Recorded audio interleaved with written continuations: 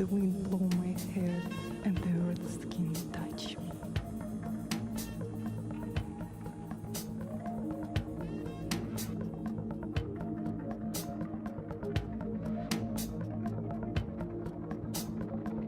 Hello and welcome. I'm Jeffrey Mishlove. Today we're going to be examining the concept of enlightenment. Why is it that people throughout the world, in almost every religious tradition and cultural tradition, pursue the notion of enlightenment? What is enlightenment? Is there such a thing? Is it possible to attain enlightenment? With me today is Mr. U.G. Krishnamurti, a world traveler and author of Mind is a Myth and The Mystique of Enlightenment. Welcome, U.G. Thank you. You know, people often have referred to you as an enlightened being, and I know you're very uncomfortable with that. In fact, you told me earlier you're uncomfortable with the concept of being at all. Yes. You see, the question arises only in relationship with becoming. And enlightenment is also becoming, you see. So I would go one step further and say that the human mind, if I may use that word, quote and unquote, is interested only in sensual activity. You know, the living organism or the human body, or whatever you want to call it, is only responding to the stimuli. It is not interested in pleasure at all. See, the moment you use thought to experience anything in terms of pleasure, it becomes a pain for this body. And yet we pursue sensuality and yet find only pain in it. But we love pain, in other words, and we enjoy pain and call it pleasure. You see, the human body is not interested in pleasure of any kind. It is only interested in maintaining the sensitivity of the nervous system and the sensitivity of the functioning of the body. So the moment you say a particular sensation is a pleasurable sensation, the demand to make it last longer goes with it. So then the demand to make the pleasure last longer turns what we call pleasure into pain, and that's a painful sensation to the body. The body is trying to be rid of that pleasurable sensation, and what we are stuck with is pain. It almost sounds as if the greater the pleasure, then the greater the pain must be. We have introduced the degree into that what is called pleasure, you see, because the thought is always interested in more and more of something and less of the other. I'm not saying anything against pleasure. See, the moment you use thought as an instrument to have pleasure, we have there created a problem. Since man has realized, since I don't like to use the word man or a human being or in general terms, see, the average man, see, that man is you and I sitting here. So since this demand for permanent happiness is something which cannot be achieved through anything, any thinking that is open to us, we have projected and created what is called enlightenment, God, self-realization, call it by whatever name you like. So that is the ultimate pleasure. There are stories out of India, you've probably heard, of great saints who are supposedly in states of perpetual sexual orgasm. That is what these gurus are selling in the marketplace today. You see, even sex is something that the body does not care for. It's a painful thing, and that is necessary for only one purpose, to reproduce one like that. The living organism is interested only two things. It's a survival, and then it's the reproduction. So when once the thought is involved in turning sex into pleasure, we have created a problem. It is the same thought that makes you feel that, you see, the pleasure, you see, can be extended into one of degree, into longer and longer time, and then, you see, keep it going, and so it is more painful to this body. You almost sound Victorian in your approach here. I am not Victorian. The sex is totally unrelated to the question of enlightenment. You see, whether it has become fashionable these days for all these people to market sex as the means or the stepping stones to enlightenment. But actually and factually, the sex is totally unrelated to what is called enlightenment. Whether you deny yourself sex or indulge in sex, it is of no importance to what you are searching for. But in a culture where you see the denial of sex is maintained as a sine qua non or an essential thing for your spiritual goal, unfortunately, the gurus in the marketplace who are selling that enlightenment invented this thing called tantric experience and use that as a means to achieve your spiritual goal. Right, it's either tantric here or abstinence there, and what you're saying Both is... are the same. They are totally unrelated to the question of enlightenment.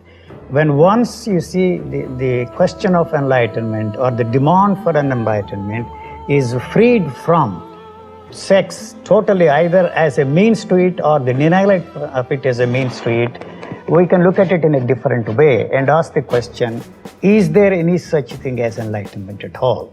We have accepted, taken for granted that there is such a thing as enlightenment, but we never questioned that, because when once you question the whole idea of enlightenment, or as you put it, the concept of enlightenment, we are questioning the teachers who have talked about it, and we have invested our tremendous faith in them.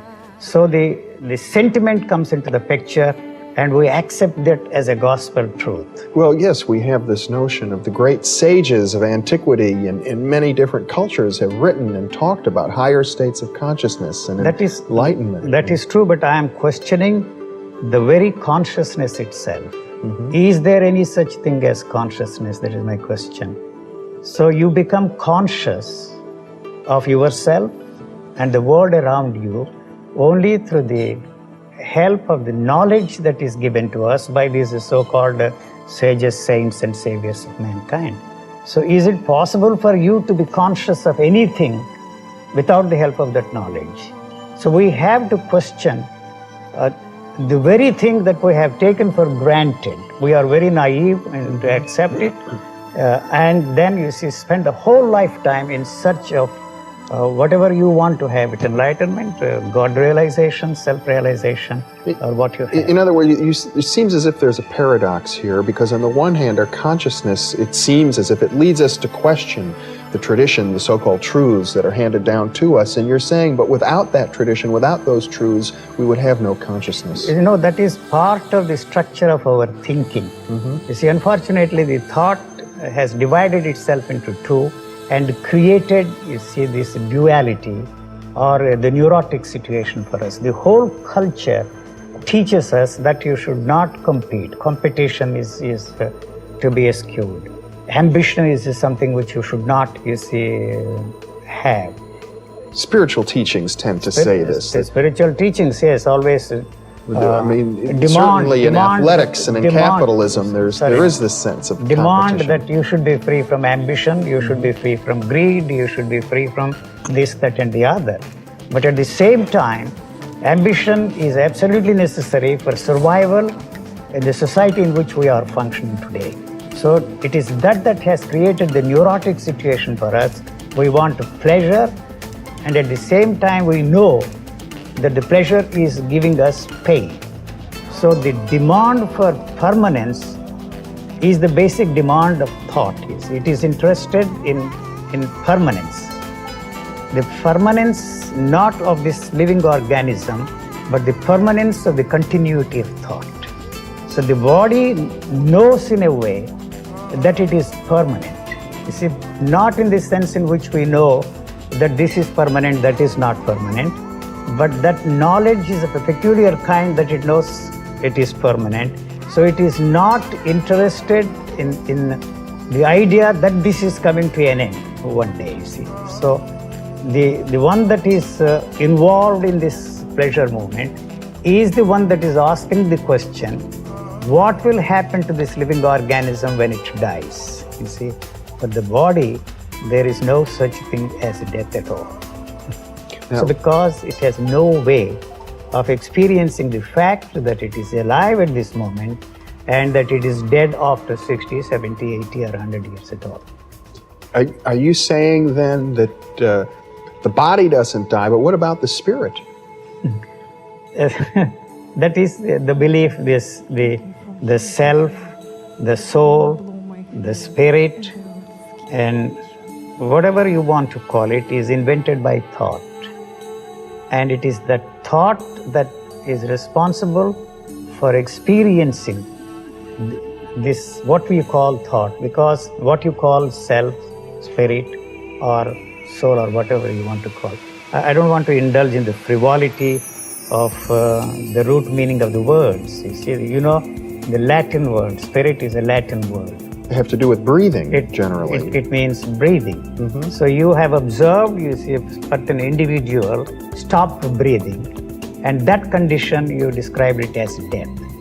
So the fact that you see the breathing stopped, you want to know if there is anything that will continue after death. You see, it is that is interested in demanding to know what will survive this condition of the body which is called death. Yeah. I mean, I would tend to think that my body will not survive. My body will decay, but perhaps my ability to experience at some level will survive. But can you experience your body while you are living now?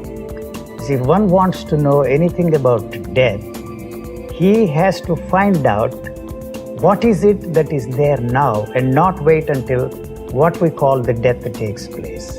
So, do you have any way of experiencing the fact that you are alive today? I say no. Oh. You see, the doctor comes and examines you and tells you that this is your blood pressure, this is the temperature of your body, your heart is breathing, your blood pressure, so on and so forth. So you are alive. So you are trying to use that knowledge and experience what you call a living being. But without the help of that knowledge, which is passed on to us by observation of all these doctors, and experience and tell yourself that you are a living being. So when once you are freed from the knowledge, you have no way of experiencing that you are alive today, and there is no question of experiencing when you are dead. I'm giving the talk. Well, Descartes, a great Western philosopher, said, "I think, therefore I am." And you seem to be suggesting that thinking is the opposite of living. I think that Descartes, I studied Western philosophy, and he asked the wrong question and answered it in a very funny way. I think, therefore I am. But he never asked the question which you should have asked, the way the Indian philosophers did.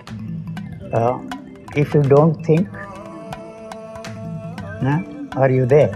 Uh-huh. So the basic question which we have to ask is, what is thinking and why do we think at all?